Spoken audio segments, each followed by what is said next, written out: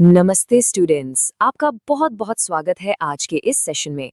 मैं हूं आपका होस्ट और आज हम क्लास 10th केमिस्ट्री के एक super interesting chapter acids, basis and salts की गहराइयों में उतरेंगे। पता है, ये चैप्टर सिर्फ फॉर्मूलाज के बारे में नहीं है, ये हमारी डेली लाइफ से इतना कनेक्टेड है कि आप सरप्राइज हो जाएंगे। तो अपनी नोटबुक्स और क्यूरियोसिटी के साथ बिल्कुल रेडी हो जाइए, क्योंकि ये जर्नी बहुत ही मजेदार होने वाली है। चलिए शुरुआत करते हैं एक माइंड ब्लोइंग फैक्ट के साथ। क्या आपको पता है कि आपके पेट में जो हाइड्रोक्लोरिक एसिड है वो इतना ज्यादा पावरफुल है कि वो एक मेटल रेजर ब्लेड को भी आराम से डिसॉल्व कर सकता है? हाँ, आपने सही सुना। अब घबराइए मत। हमारे पेट के अंदर एक स्पेशल प्रोटेक्टिव लेयर होती है, म्यूकस की, जो एक शील्ड की तरह काम करती है और इस पावरफुल एसिड से हमारे पेट को बचाए रखती है। अमेजिंग है ना हमारा नेचुरल डिफेंस मैकेनिज्म। और केमिस्ट्री का ये जादू सिर्फ हमारी अर्थ तक लिमिटेड नहीं है। सोचो, हमसे लाखों किलोमीटर दूर जो वीनस प्लैनेट है ना, उसका पूरा एटमॉस्फेयर पानी के बादलों से नहीं बल्कि सल्फ्यूरिक एसिड के घने थिक क्लाउड से बना है।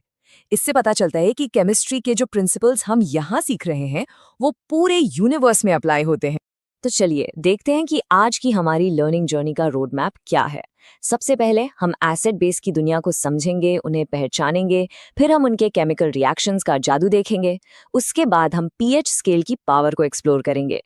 फिर आएगी सॉल्ट्स की बारी, जो सच में हमारे रोज के साथी हैं। इसके बाद हम देखेंगे कि कैसे सिंपल से कॉमन सॉल्ट से इतने इंपॉर्टेंट केमिकल्स बन जाते हैं। और हाँ, आखिर में मैं आपको कुछ ऐसी मास्टर स्ट्रैटेजीज बताऊंगी जिससे आप बोर्ड एग्जाम्स में इस चैप्टर से फुल मार्क्स स्कोर कर पाएं। चलिए शुरू करते हैं। सेक्शन 1, एसिड बेस की दुनिया। ओके, तो इससे पहले कि हम इनके रिएक्शंस और फॉर्मूलाज में डाइव करें, सबसे पहला और सबसे बेसिक सवाल ये है कि आखिर हम इनकी पहचान करें तो करें कैसे? कौन एसिड है और कौन बेस? आइए इस पजल को सॉल्व करते हैं। इनको पहचानने का सबसे आसान तरीका है इनकी फिजिकल प्रॉपर्टीज को देखना। एसिड्स, इनका स्वाद होता है खट्टा यानी सार, जैसे नींबू, संतरा या फिर विनेगर यानी सिरका। और इनका एक सिग्नेचर टेस्ट है, ये ब्लू लिटमस पेपर को रेड कर देते हैं। अब आते हैं बेसिस पर। ये टेस्ट में होते हैं कड़वे यानी बिटर। फॉर एग्जाम्पल, अगर आप बेकिंग सोडा को पानी में मिलाकर टेस्ट करें और इनको छूने पर थोड़ा साबुन जैसा सोपी फील होता है। ये एसिड से ऑपोजिट काम करते हैं, ये रेड लिटमस पेपर को ब्लू कर देते हैं। ये है इनकी पहली पहचान। लेकिन देखो, हम हर केमिकल को टेस्ट करके तो टेस्ट नहीं कर सकते हैं ना। That would be super dangerous, क्योंकि कई एसिड्स बहुत कोरोसिव होते हैं। इसलिए साइंटिस्ट्स कुछ स्पेशल सब्सटेंसेस यूज करते हैं जिन्हें हम कहते हैं इंडिकेटर्स। बेसिकली इंडिकेटर एक ऐसा सब्सटेंस है जो एसिड या बेस के कांटेक्ट में आते ही अपना रंग या कभी-कभी अपनी स्मेल बदल लेता है। ये 3 मेन टाइप्स के होते हैं। पहले हैं नेचुरल इंडिकेटर्स, जो हमें नेचर से मिलते हैं, जैसे लिटमस, हल्दी या गुड़हल के फूल। दूसरे हैं सिंथेटिक इंडिकेटर्स, जिन्हें इंसान ने लैब में बनाया है, जैसे फिनोप्थिलीन और मीथाइल ऑरेंज। और तीसरे ऑल्फैक्टरी इंडिकेटर्स, जो अपनी स्मेल यानी गंध बदलकर हमें सिग्नल देते हैं, जैसे प्याज का रस या लौंग का तेल। ओके, ये एक बोर्ड एग्जाम फोकस पॉइंट है। अलग अलग इंडिकेटर्स एसिड और बेस के साथ कौन सा कलर चेंज देते हैं, ये याद रखना बहुत बहुत जरूरी है। इसका एक परफेक्ट डेली लाइफ एग्जाम्पल सोचो। आपकी व्हाइट शर्ट पर सब्जी का पीला दाग लग गया। जैसे ही आप उस पर साबुन, जो कि एक बेस होता है, रगड़ते हैं तो वो दाग रेडिश ब्राउन रंग का हो जाता है, राइट? ऐसा इसलिए होता है क्योंकि हल्दी एक नेचुरल इंडिकेटर है और वो बेस के कांटेक्ट में आते ही अपना रंग येलो से रेडिश ब्राउन कर लेती है। तो चलिए जल्दी से सेक्शन 1 को रिकैप करते हैं। हमने सीखा कि एसिड्स टेस्ट में खट्टे होते हैं और ब्लू लिटमस को रेड करते हैं। बेसिस टेस्ट में कड़वे होते हैं और रेड लिटमस को ब्लू करते हैं। और इनकी सेफ आइडेंटिफिकेशन के लिए हम 3 तरह के इंडिकेटर्स, नेचुरल, सिंथेटिक और ओल्फैक्टरी, का इस्तेमाल करते हैं। Simple and clear. Section 2, chemical reactions का जादू। ऑलराइट, अब जब हमने एसिड्स और बेसिस को पहचानना सीख लिया है, तो अब वक्त है ये देखने का कि जब ये दूसरे सब्सटेंसेस से मिलते हैं तो क्या जादुई बदलाव आते हैं। Get ready for some exciting chemical reactions. सबसे पहला और क्लासिक रिएक्शन है एक एसिड और मेटल के बीच का। इस एक्सपेरिमेंट को अपने माइंड में विजुअलाइज कीजिए। हमने एक टेस्ट ट्यूब में कुछ जिंक ग्रैन्यूल्स यानी दानेदार जिंक के टुकड़े लिए। फिर उसमें हमने धीरे धीरे डाइल्यूट सल्फ्यूरिक एसिड डाला। आप तुरंत देखेंगे कि जिंक के सरफेस से गैस के बुलबुले तेजी से निकलने लगते हैं। गैस निकल रही है, पर यह कौन सी गैस है? इसका पता लगाने के लिए हम टेस्ट ट्यूब के पास एक जलती हुई मोमबत्ती लाते हैं और एक पॉप साउंड आती है। ये पॉप साउंड ही इस बात का कंफर्मेशन है कि ये गैस हाइड्रोजन है। तो हमेशा याद रखिए, acid plus metal gives salt plus hydrogen gas. अब आते हैं इस चैप्टर के सबसे इंपॉर्टेंट रिएक्शन पर, न्यूट्रलाइजेशन रिएक्शन। जैसा कि नाम से ही साफ है, इस रिएक्शन में चीजें न्यूट्रल हो जाती हैं। जब एक एसिड और एक बेस आपस में रिएक्ट करते हैं तो वो एक दूसरे के इफेक्ट को पूरी तरह से खत्म यानी नलिफाई कर देते हैं। और इस रिएक्शन के प्रोडक्ट्स हमेशा सॉल्ट और वाटर होते हैं। ये यूनिवर्सल फॉर्मूला है, acid plus base gives salt plus water. कभी पेट में एसिडिटी होने पर एंटासिड लेते हैं ना, बस यही हो रहा होता है। पेट का एसिड और एंटासिड का बेस आपस में न्यूट्रलाइज हो जाते हैं। इसी न्यूट्रलाइजेशन कॉन्सेप्ट से जुड़ा है ऑक्साइड्स का नेचर। ध्यान से समझिएगा, जो मेटालिक ऑक्साइड्स होते हैं जैसे कॉपर ऑक्साइड, वो एसिड्स के साथ रिएक्ट करके सॉल्ट और वाटर बनाते हैं। एक मिनट, ये रिएक्शन तो बिल्कुल base plus acid gives salt plus water जैसा है। इसका मतलब साफ है, मेटालिक ऑक्साइड्स का नेचर बेसिक होता है। बिल्कुल उसी तरह जो नॉन मेटालिक ऑक्साइड्स होते हैं जैसे कार्बन डाइऑक्साइड, वो बेसिस के साथ रिएक्ट करके सॉल्ट और वाटर बनाते हैं। इससे ये प्रूव होता है कि नॉन मेटालिक ऑक्साइड्स का नेचर एसिडिक होता है। बहुत ही लॉजिकल कॉन्सेप्ट है। चलिए सेक्शन 2 को जल्दी से रिवाइज करते हैं। हमने देखा कि एसिड्स जब मेटल से रिएक्ट करते हैं तो हाइड्रोजन गैस बनती है जिसका टेस्ट है पॉप साउंड, और जब एसिड्स मेटल कार्बोनेट से रिएक्ट करते हैं तो कार्बन डाइऑक्साइड गैस बनती है। और सबसे इंपॉर्टेंट रिएक्शन है न्यूट्रलाइजेशन। जब एसिड और बेस मिलते हैं तो बनता है सॉल्ट और वाटर, और एक दूसरे का असर बिल्कुल खत्म हो जाता है। सेक्शन 3, पीएच स्केल की ताकत। अब तक हमने ये तो सीख लिया कि कोई चीज एसिड है या बेस, लेकिन क्या सभी एसिड्स एक जितने स्ट्रांग होते हैं? बिल्कुल नहीं। कोई एसिड कितना स्ट्रांग है या कोई बेस कितना वीक है, इस स्ट्रेंथ को मेजर करने के लिए हम एक स्पेशल स्केल यूज करते हैं जिसे कहते हैं पीएच स्केल। तो ये पीएच स्केल आखिर है क्या? Think of it like a ruler for acids and bases. ये स्केल किसी सोल्यूशन में हाइड्रोजन आयन यानी H+ आयन्स की कॉन्सेंट्रेशन को नापता है। पीएच में P एक जर्मन शब्द पोटेन से आया है जिसका मतलब होता है पावर। सो पीएच का मतलब हुआ पावर ऑफ हाइड्रोजन। ये स्केल 0 से 14 तक जाता है। बिल्कुल बीच में 7 होता है न्यूट्रल, जैसे प्योर वाटर। अगर पीएच 7 से कम है तो वो एसिडिक है, और पीएच जितना कम होगा जैसे 1 या 0, एसिड उतना ही स्ट्रांग होगा। और अगर पीएच 7 से ज्यादा है तो वो बेसिक है, और पीएच जितना ज्यादा होगा जैसे 13 या 14, बेस उतना ही स्ट्रांग होगा। ये पीएच स्केल सिर्फ केमिस्ट्री लैब तक ही लिमिटेड नहीं है, हमारी जिंदगी के हर हिस्से में इसका रोल है। हमारा डाइजेस्टिव सिस्टम 1.5 से 3.5 के हाईली एसिडिक पीएच पर काम करता है। जब हमारे मुंह का पीएच 5.5 से नीचे चला जाता है तो टूथ डीके शुरू हो जाता है। इसलिए हम बेसिक टूथपेस्ट यूज करके उस एसिड को न्यूट्रलाइज करते हैं। किसान भी अच्छी फसल के लिए मिट्टी का पीएच चेक करते हैं। चींटी के काटने पर जो जलन होती है वो फॉर्मिक एसिड से होती है, और उस पर बेकिंग सोडा जैसा बेस लगाने से आराम मिलता है। और सबसे जरूरी, हमारी अपनी बॉडी 7.0 से 7.8 के बहुत ही नैरो पीएच रेंज में अच्छे से काम करती है। Let's recap section 3 quickly. PH scale 0 से 14 तक एसिड या बेस की स्ट्रेंथ को मेजर करता है। पीएच जितना कम, एसिड उतना स्ट्रांग। पीएच जितना ज्यादा, बेस उतना स्ट्रांग। और ये हमारे शरीर, हमारी हेल्थ और यहाँ तक कि फार्मिंग में भी एक क्रूशियल रोल प्ले करता है। आगे बढ़ते हैं सेक्शन 4 पर, सॉल्ट्स, हमारे रोज के साथी। जब मैं कहता हूँ सॉल्ट, आपके दिमाग में क्या आता है? Table salt, right? खाने वाला नमक। लेकिन केमिस्ट्री की दुनिया में सॉल्ट्स एक बहुत बड़ी फैमिली है।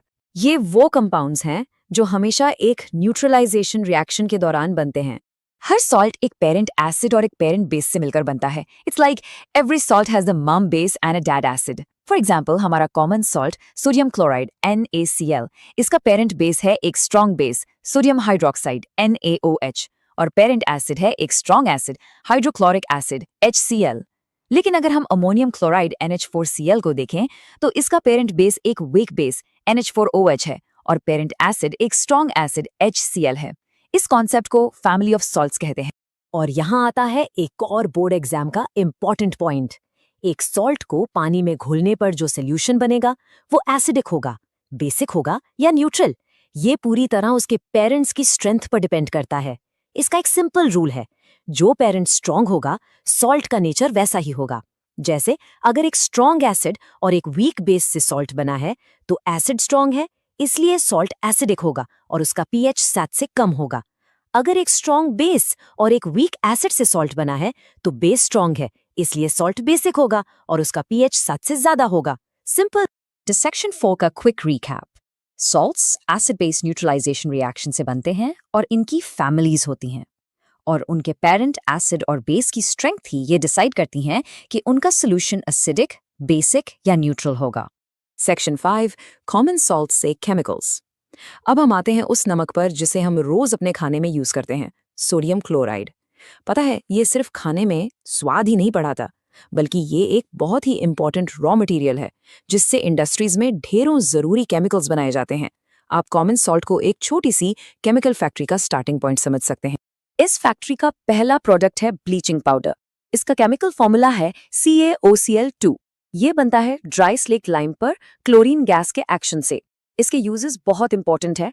टेक्सटाइल इंडस्ट्री में कपड़ों को ब्लीच करना, पेपर इंडस्ट्री में वुड पल्प को ब्लीच करना, और सबसे इंपॉर्टेंट हमारे घरों तक आने वाले पानी को डिसइंफेक्ट करके उसे जर्म्स फ्री बनाना।